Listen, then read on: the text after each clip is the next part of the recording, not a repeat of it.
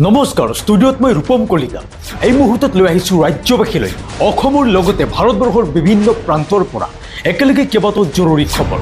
এনেকুৱা খবৰসমূহ আপুনি নিতৌ পাই থাকিবলৈ আমাৰ এই চেনেলটি সাবস্ক্ৰাইব কৰি ভিডিঅ'টিত একোটাকৈ লাইক কৰিবলৈ নাপাহৰিব এই মুহূৰ্তত দিবলৈছোঁ আজিৰ প্ৰথমটো গুৰুত্বপূৰ্ণ খবৰ ৰাজ্যত এতিয়া বান বিভীষিকা দেখিবলৈ পোৱা গৈছে আৰু প্ৰলয়ংকাৰী বানৰ বাবে এতিয়া ঘৰ দুৱাৰ এৰি মানুহে ৰাজপথলৈ ঢাপলি মেলিব লগা হৈছে আৰু ৰাষ্ট্ৰীয় ঘাইপথৰ কাষত এতিয়া মানুহে আশ্ৰয় ল'ব লগা হৈছে পশুধন এৰি থৈ আহিছে ঘৰৰ সকলো অত্যাৱশ্যকীয় সামগ্ৰী এৰি থৈ আহিছে মাত্ৰ নিজৰ জীৱনটো হাতৰ মুঠিত লৈ ৰাষ্ট্ৰীয় ঘাইপথত আশ্ৰয় ল'ব লগা পৰিস্থিতি সৃষ্টি হৈছে কি উজনি অসম বা কি নামনি অসম এতিয়া সকলোতে ভয়াৱহ বান পৰিস্থিতি লৈ আহিছোঁ এই মুহূৰ্তত বাতৰিটোলৈ মন কৰিব এতিয়া উজনি আৰু উত্তৰ অসমত বানৰ প্ৰলয়ংকাৰী ৰূপ বানত ককবকাইছে এতিয়া সাধাৰণ জনতাই আৰু লখিমপুৰত বানৰ ফলত এতিয়া অবৰ্ণনীয় পৰিৱেশ বিপদ সীমাৰ ওপৰেৰে পানী বাগৰাৰ ফলত এতিয়া ভয়ংকৰ পৰিস্থিতি এতিয়া পানীৰ তলত আছে বিস্তীৰ্ণ এলেকা এতিয়া পানীত উটি গ'ল ঘৰ দুৱাৰ আৰু সকলো প্ৰয়োজনীয় নথি পত্ৰ এতিয়া ৰাষ্ট্ৰীয় ঘাইপথৰ ওপৰত লৈছে আশ্ৰয় আৰু এতিয়া উপায়বিহীন হৈ পৰিছে ভুক্তভোগীসকল উজনি আৰু উত্তৰ অসমত এনেদৰে বানৰ প্ৰলয়ংকাৰী ৰূপ দেখা দিবলৈছোঁ ৰাজ্যবাসীলৈ এই মুহূৰ্তত বিগ ব্ৰেকিং নিউজ লৈ আহিছোঁ গুৰুত্বপূৰ্ণ খবৰ এতিয়া যিকোনো মুহূৰ্ততে গ্ৰেপ্তাৰ হ'ব পাৰে ভিক্টৰ দাস কিয়নো দিছপুৰ থানাত বীৰ লাচিত সেনাই ভিক্টৰ দাসৰ বিৰুদ্ধে দাখিল কৰিলে এজাহাৰ এইটো ভিক্টৰ দাসৰ বিৰুদ্ধে এজাহাৰ দাখিল কৰে বীৰ লাচিত সেনাই আৰু দিছপুৰ থানাত এজাহাৰ দাখিল কৰে বীৰ লাচিত সেনাই এগৰাকী মহিলাক নিৰ্যাতন কৰাৰ দৃশ্য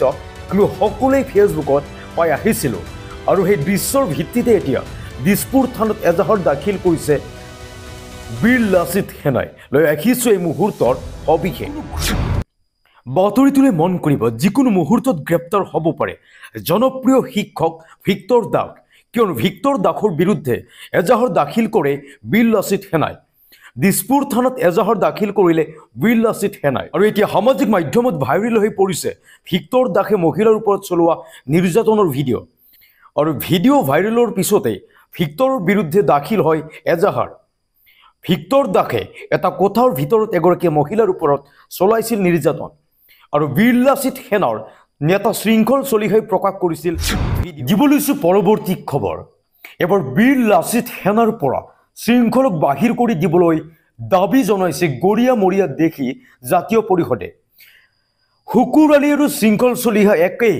কলা চশমা খুলি ধুবুৰীৰ ইতিহাস জানি লওক শৃংখল চলিহাই আৰু বীৰ লাচিত সেনাৰ পৰা শৃংখলক বাহিৰ কৰি দিবলৈ এতিয়া দাবী জনাইছে গৰিয়া মৰিয়া দেখি জাতীয় পৰিষদে আমি জনাই আছোঁ এই মুহূৰ্তত বাতৰিটোলৈ মন কৰিব এবাৰ শুকুৰ আলীৰ লগত তুলনা কৰিলে শৃংখল চলিহা আৰু এইবাৰ শুকুৰ আলী আৰু শৃংখল চলিহা একেই বুলি দাবী জনাইছে কলা চশমা খুলি ধুবুৰীৰ ইতিহাস জানি লওক শৃংখল চলিহাই আৰু ধুবুৰী জিলাত সকলো ধৰ্মৰ লোকে শান্তিৰে বসবাস কৰি আছে কোচ যোগী কলিতা ৰাভা বড়ো সকলো আছে ধুবুৰীত আৰু সকলো জনগোষ্ঠীৰ মিলনভূমি হৈছে ধুবুৰী এতিয়া শৃংখল চলিহাই অসমৰ পৰিৱেশ বিনষ্ট কৰিছে আৰু এতিয়া দিবলৈছোঁ ৰাজ্যবাসীলৈ এটা অতিকৈ ডাঙৰ খবৰ গুৰুত্বপূৰ্ণ খবৰ এবাৰ মুছলমানৰ সুৰক্ষা বিচাৰি 1 কোটি মুছলমানৰ প্ৰতিবাদত কঁপিব অসম ঈদৰ দিনাও প্ৰতিটো ঈদগাহ ময়দানত হ'ব বৃহৎ প্ৰতিবাদ আৰু বৰ্তমান মুছলমানসকল চৰকাৰ আৰু প্ৰশাসনৰ বাবে পেলনীয়া সামগ্ৰী আৰু এনেদৰে এতিয়া নেমচুৱে ঘোষণা কৰিলে আন্দোলন আমি জনাই আছোঁ এই মুহূৰ্তত বাতৰিটোলৈ মন কৰিব এতিয়া মুছলমানৰ সুৰক্ষা বিচাৰি 1 কোটি মুছলমানে কঁপাব অসম